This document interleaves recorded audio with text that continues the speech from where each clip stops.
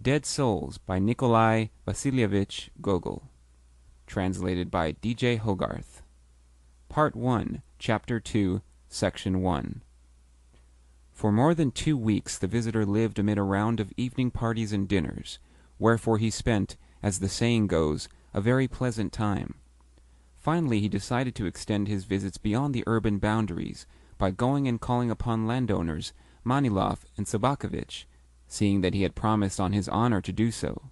Yet what really incited him to this may have been a more essential cause, a matter of greater gravity, a purpose which stood nearer to his heart than the motive which I have just given. And of that purpose the reader will learn if only he will have the patience to read this prefatory narrative, which, lengthy though it may be, may yet develop and expand in proportion as we approach the denouement with which the present work is destined to be crowned. One evening, therefore, Selifan the coachman received orders to have the horses harnessed in good time next morning, while Petrushka received orders to remain behind, for the purpose of looking after the portmanteau and the room.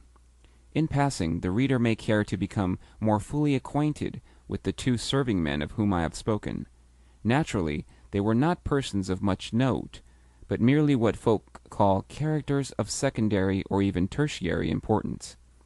Yet, despite the fact that the springs and the thread of this romance will not depend upon them, but only touch upon them, and occasionally include them, the author has a passion for circumstantiality, and, like the average Russian, such a desire for accuracy as even a German could not rival.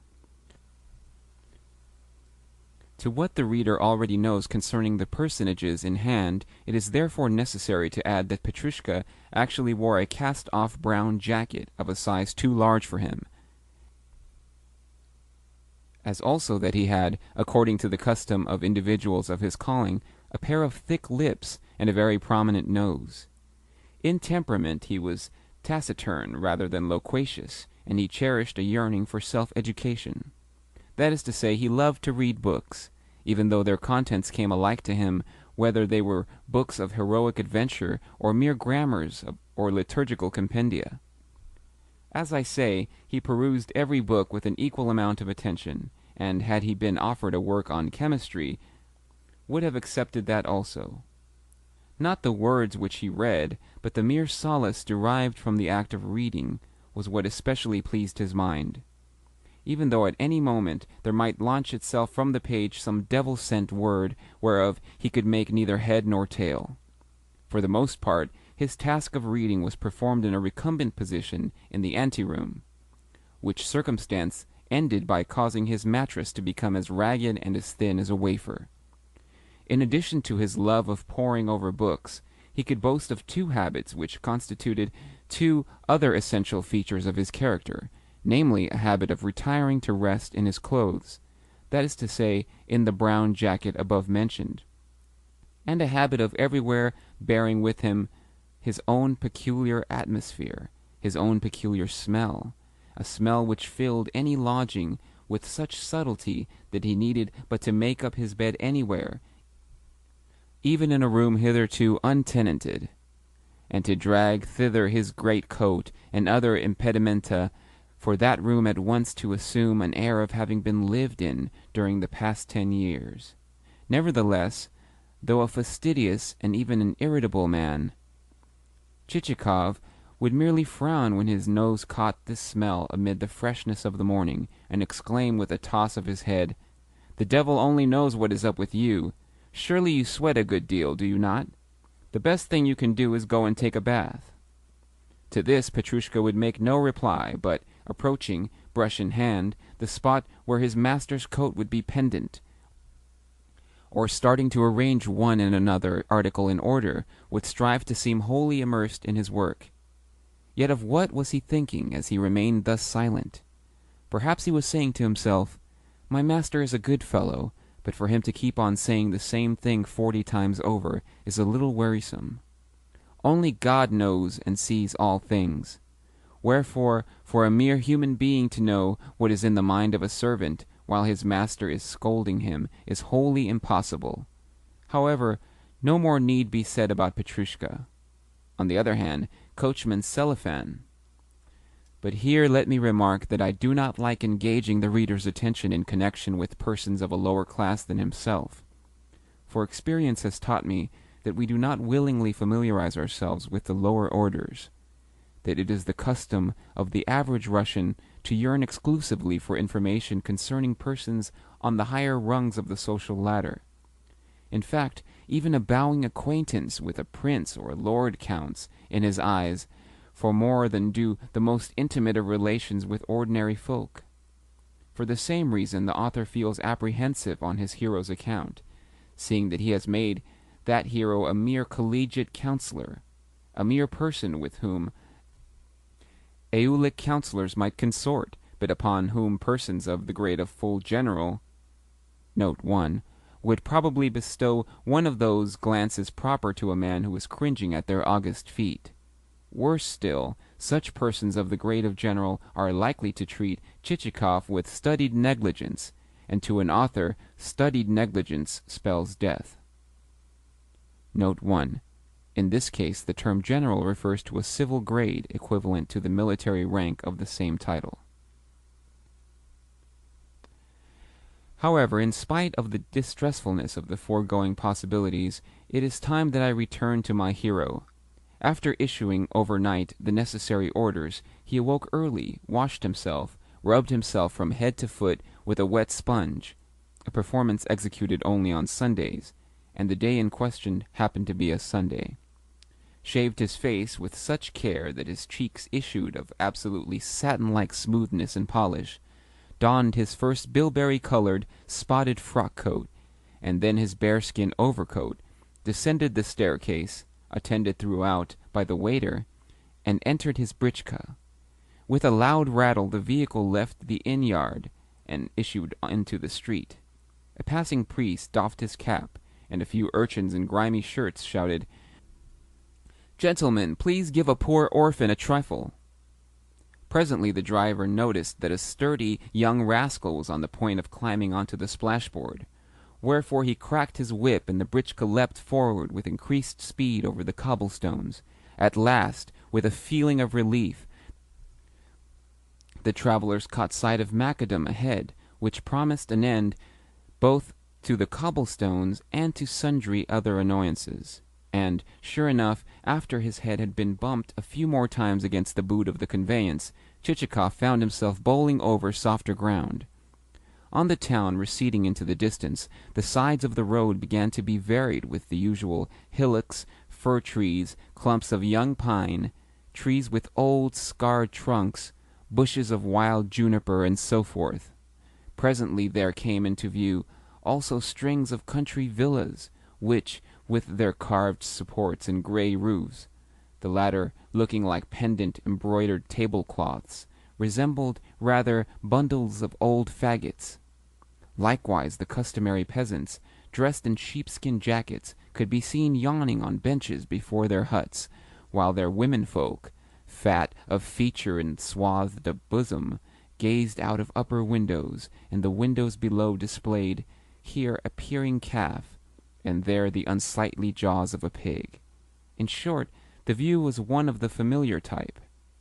After passing the 15th verst stone, Chichikov suddenly recollected that, according to Manilov, 15 versts was the exact distance between his country house and the town, but the 16th verst stone flew by, and the said country house was still nowhere to be seen.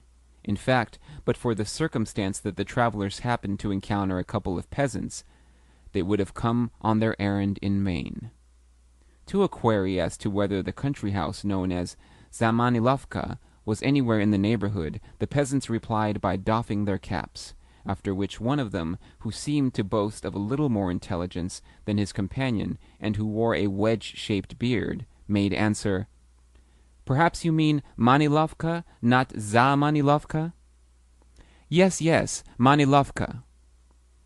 "Manilovka, eh? Well, you must continue for another verst, and then you will see it straight before you on the right."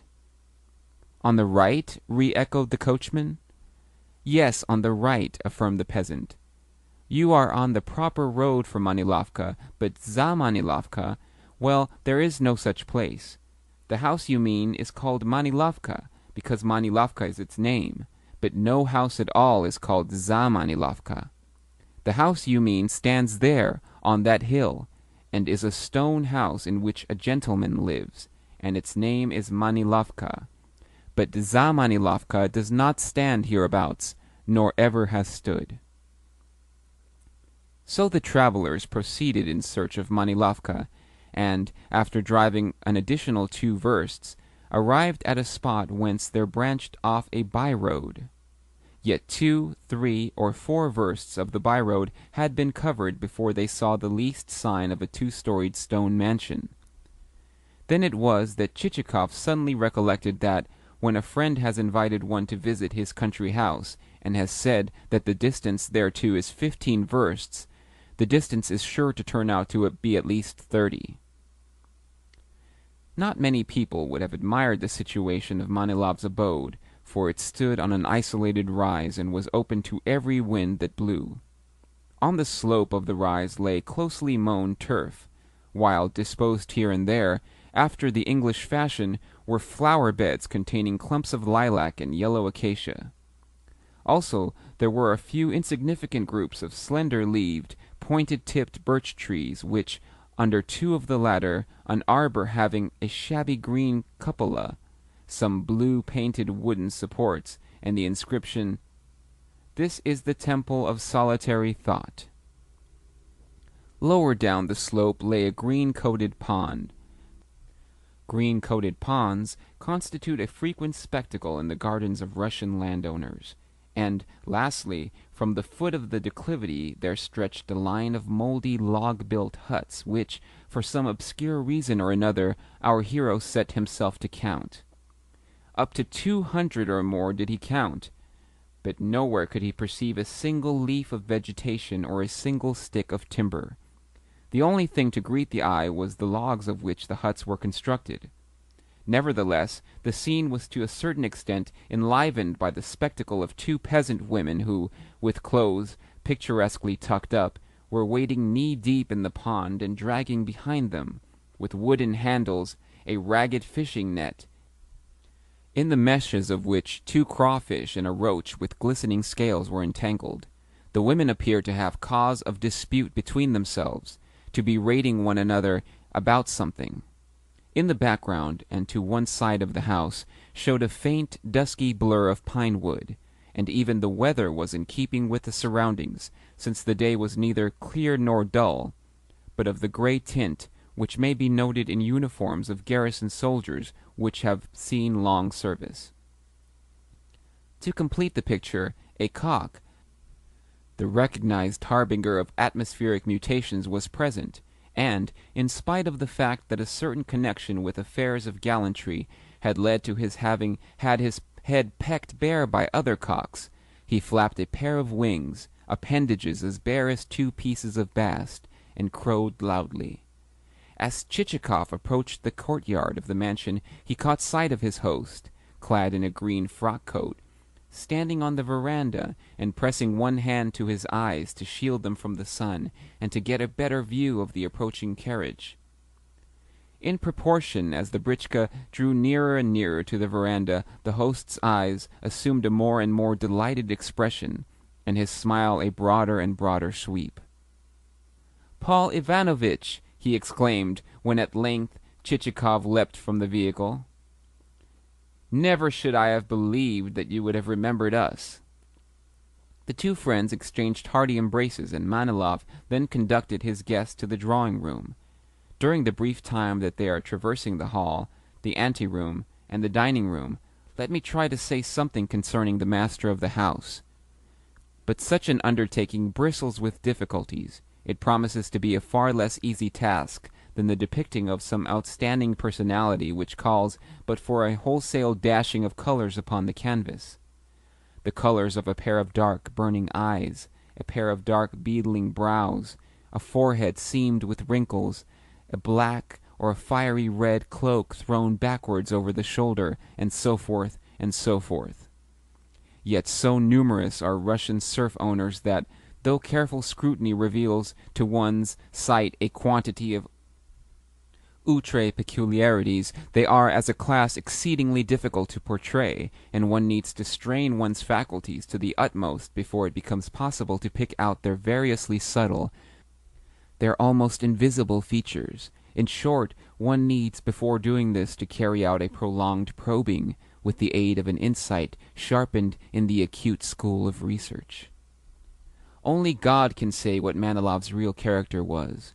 A class of men exists whom the proverb has described as men unto themselves, neither this nor that, neither Bogdan of the city nor Selifan of the village. And to that class we had better assign also Manilov. Outwardly he was presentable enough, for his features were not wanting in amiability, but that amiability was a quality into which there entered too much of the sugary element, so that his every gesture, his every attitude seemed to connote an excess of eagerness to curry favor and cultivate a closer acquaintance. On first speaking to the man, his ingratiating smile, his flaxen hair, and his blue eyes would lead one to say, "What a pleasant, good-tempered fellow he seems!" Yet during the next moment or two one would feel inclined to say nothing at all, and during the third moment only to say, "The devil alone knows what he is." And should, thereafter, one not hasten to depart, one would inevitably become overpowered with the deadly sense of ennui, which comes of the intuition that nothing in the least interesting is to be looked for, but only a series of wearisome utterances of the kind which are apt to fall from the lips of a man whose hobby has once been touched upon. For every man has his hobby. One man's may be sporting dogs, another man's may be that of believing himself to be a lover of music, and able to sound the art to its inmost depths. Another's may be that of posing as a connoisseur of recherche cookery. Another's may be that of aspiring to play roles of a kind higher than nature has assigned him. Another's, though this is a more limited ambition, may be that of getting drunk, and of dreaming that he is edifying both his friends, his acquaintances, and people with whom he has no connection at all, by walking arm in arm with an imperial aide-de-camp. Another's may be that of possessing a hand able to chip corners off aces and deuces of diamonds. Another's may be that of yearning to set things straight, in other words, to approximate his personality to that of a station-master or a director of posts. In short, almost every man has his hobby or his leaning, yet Manilov had none such, for at home he spoke little, and spent the greater part of his time in meditation, though God only knows what that meditation comprised. Nor can it be said that he took much interest in the management of his estate, for he never rode into the country, and the estate practically managed itself. Whether the bailiff said to him, "It might be well to have such and such a thing done," he would reply, "Yes, that is not a bad idea," and then go on smoking his pipe, a habit which he had acquired during his service in the army, where he had been looked upon as an officer of modesty, delicacy, and refinement. "Yes, it is not a bad idea," he would repeat. Again, whenever a peasant approached him, and, rubbing the back of his neck, said, "Baron, may I have leave to go and work for myself, in order that I may earn my obrok?" Note 2. He would snap out, with pipe in mouth, as usual, "Yes, go," and never trouble his head as to whether the peasant's real object might not be to go and get drunk. True, at intervals he would say, while gazing from the veranda to the courtyard, and from the courtyard to the pond, that it would be indeed splendid if a carriage drive could suddenly materialize, and the pond as suddenly become spanned with a stone bridge, and little shops as suddenly arise whence peddlers could dispense the petty merchandise of the kind which peasantry most need. And at such moments his eyes would grow winning, and his features assume an expression of intense satisfaction. Yet never did these projects pass beyond the stage of debate. Likewise there lay in his study a book with the 14th page permanently turned down. It was a book which he had been reading for the past 2 years. In general, something seemed to be wanting in the establishment. For instance, although the drawing-room was filled with beautiful furniture and upholstered in some fine silken material which clearly had cost no inconsiderable sum, two of the chairs lacked any covering but bast, and for some years past the master had been accustomed to warn his guest with the words, "Do not sit upon these chairs, they are not yet ready for use." Another room contained no furniture at all, although a few days after the marriage it had been said, "My dear, tomorrow let us set about procuring at least some temporary furniture for this room." Also, every evening would see placed upon the drawing-room table a fine bronze candelabrum, a statuette representative of the three Graces, a tray inlaid with mother of pearl, and a rickety, lopsided copper invalide. Yet of the fact that all four articles were thickly coated with grease, neither the master of the house nor the mistress nor the servants seemed to entertain the least suspicion. At the same time Manilov and his wife were quite satisfied with each other. More than 8 years had elapsed since their marriage, yet one of them was for ever offering his or her partner a piece of apple, or a bonbon, or a nut, while murmuring some tender something which voiced a whole-hearted affection. "Open your mouth, dearest," thus ran the formula, "and let me pop into it this titbit." You may be sure that on such occasion the dearest mouth parted its lips most graciously. For their mutual birthdays the pair always contrived some surprise present in the shape of a glass receptacle for tooth-powder or what not, and as they sat together on the sofa he would suddenly, and for some unknown reason, lay aside his pipe, and she her work, if at the moment she happened to be holding it in her hands, and husband and wife would imprint upon one another's cheeks such a prolonged and languishing kiss that during its continuance you could have smoked a full cigar. In short, they were what is known as a very happy couple. Yet it may be remarked that a household requires other pursuits to be engaged in than lengthy embracings and the preparing of cunning surprises. Yes, many a function calls for fulfillment. For instance, why should it be thought foolish or low to superintend the kitchen? Why should care not be taken that the storeroom never lacks supplies? Why should a housekeeper be allowed to thieve? Why should slovenly and drunken servants exist? Why should a domestic staff be suffered and indulge in bouts of unconscionable debauchery during its leisure time? Yet none of these things were thought worthy of consideration by Manilov's wife, for she had been gently brought up, and gentle nurture, as we all know, is to be acquired only in boarding schools, and boarding schools, as we know, hold the three principal subjects which constitute the basis of human virtue to be the French language, a thing indispensable to the happiness of married life; piano playing, a thing wherewith to beguile a husband's leisure moments; and that particular department of housewifery which is comprised in the knitting of purses and other surprises. Nevertheless, changes and improvements have begun to take place, since things now are governed more by the personal inclinations and idiosyncrasies of the keepers of such establishments. For instance, in some seminaries the regimen places piano playing first and the French language second, and then the above department of housewifery, while in other seminaries the knitting of surprises heads the list, and then the French language, and then the playing of pianos. So diverse are the systems in force. None the less, I may remark that Madame Manilov, Note 2, an annual tax upon peasants, payment of which secured to the payer the right of removal. End note 2. But let me confess that I always shrink from saying too much about ladies. Moreover, it is time that we return to our heroes, who, during the past few minutes, have been standing in front of the drawing-room door, and engaged in urging one another to enter first. End of Part 1, Chapter 2, Section 1.